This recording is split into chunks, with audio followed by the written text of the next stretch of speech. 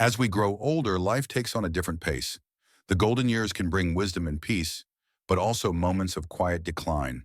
For those with aging loved ones, it's essential to recognize the subtle signs that might indicate a person is in the final year of life. These signs are often gentle, whispering to us rather than shouting, and ignoring them can mean missed opportunities for comfort, care, and connection. Let's follow the story of Elena, a woman in her early 70s, and her daughter Natalia, who begins to notice changes that signal something deeper is unfolding. Through their journey, we'll explore 5 key signs and understand the emotional layers behind them. Chapter 1.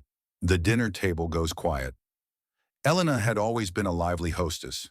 Her kitchen, once bursting with aromas of beet soup and fresh-baked pierogi, had recently grown quiet. Meals became simpler, smaller. Natalia noticed her mother barely touched her plate. "Are you not hungry?" Natalia asked one evening. Elena shrugged. "Food just doesn't taste the same anymore."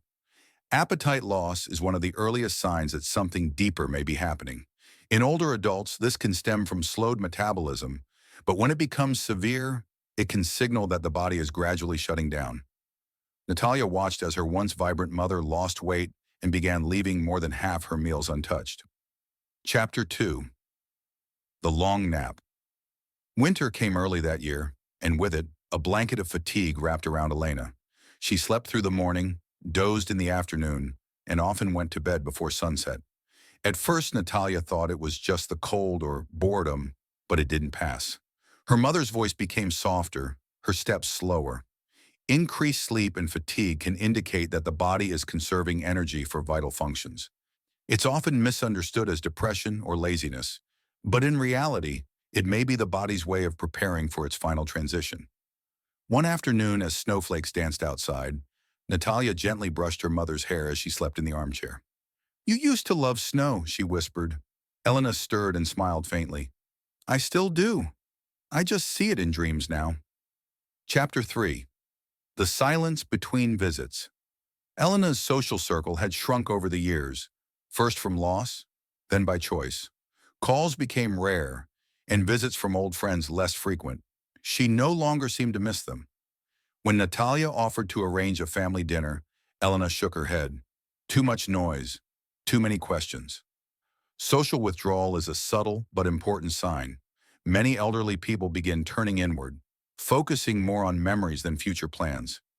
This isn't necessarily sadness. It can be a sign that their soul is preparing to let go. Natalia began noticing more photo albums open on the table, old letters scattered near her mother's chair. The past had become her mother's present. Chapter 4. Lost in the Hallways of Memory. It started with little things, misplaced keys, forgotten names. But one morning, Elena asked Natalia where her husband was. He had passed away 10 years earlier.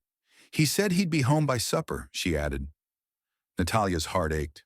"Mama, Papa's been gone a long time." Elena blinked slowly. "Oh, maybe I was dreaming." Cognitive changes, including confusion or even hallucinations, often emerge in the final stages of life. The brain's functions begin to falter. While distressing, these moments can also reveal the deep emotional bonds that linger.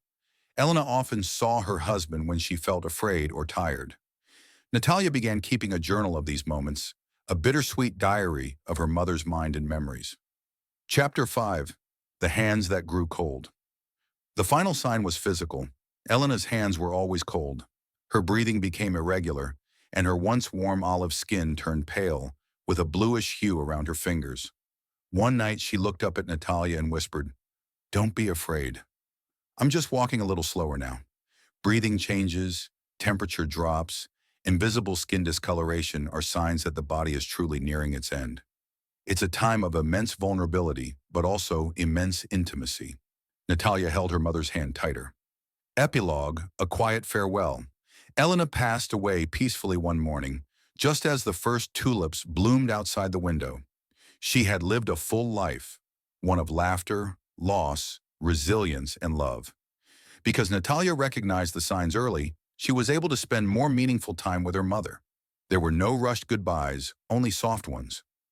Recognizing the signs of final transition in elderly loved ones isn't about giving up hope.